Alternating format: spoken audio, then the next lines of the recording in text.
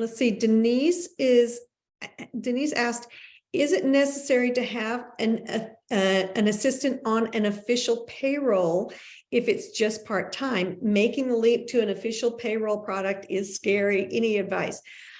So my first question then, Denise, would be, are you using QuickBooks or some other accounting software?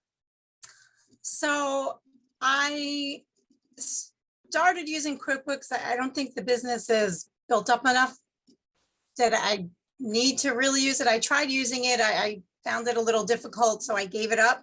But now I'm realizing, just researching and everything, that it's probably something I absolutely need to just try again and stick with. So right now I'm not, but I'm planning to go back to it. And I have a wonderful helper. It's just me, who is a mom, and she's helping me part-time when her kids are in school. And it's been wonderful because she did previous work like this, so she knows exactly what to do.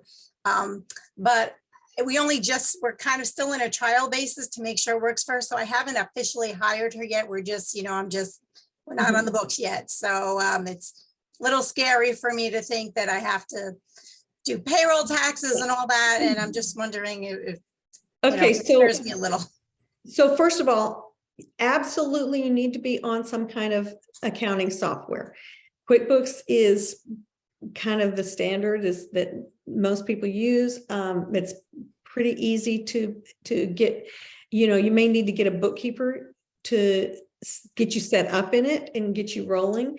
But I want to make sure everybody in here, absolutely, that you are keeping track of your finances, that you have a separate account that you're running your business through. It's not getting commingled with your personal funds at all. I want to make sure that is absolutely happening. Okay, but if you're set up on something like QuickBooks, it makes it super easy to do payroll through that. You don't have to have some third party doing your payroll or anything like that. It will calculate all of the Social Security and all of that kind of stuff for you, and it will automatically pay those for you. You don't have to worry about that. It's all done. Again, get a bookkeeper to help you get that all set up. But once it's set up, it really runs itself. It's really very, very easy to do payroll.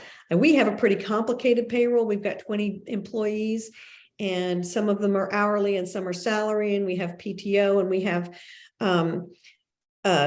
benefits and different things. And so ours is pretty complicated, and it's still, I can do it in less than an hour. Okay, no, that's good to know. Yeah, I really need to get on top of that. I was wondering, it would even like cut them a check or whatever. It pays them. It'll pay a direct deposit into their account. Okay. Now, here's the bigger question, I think, here. And Laura may have something to say on this as well, but I think that the bigger question for you is the distinction between contract labor and employees. Independent contractors are paid by the project and not by the hour. They provide their own tools, their own training, and they make their own schedule. So if that is not true about the person that is working for you, if any of those things are not true, then they are an employee and need to be treated as such. And so you've got to be really careful that you're not treating somebody as a 1099 employee who really should be an employee. I mean, as a 1099 contract person when they should be an employee.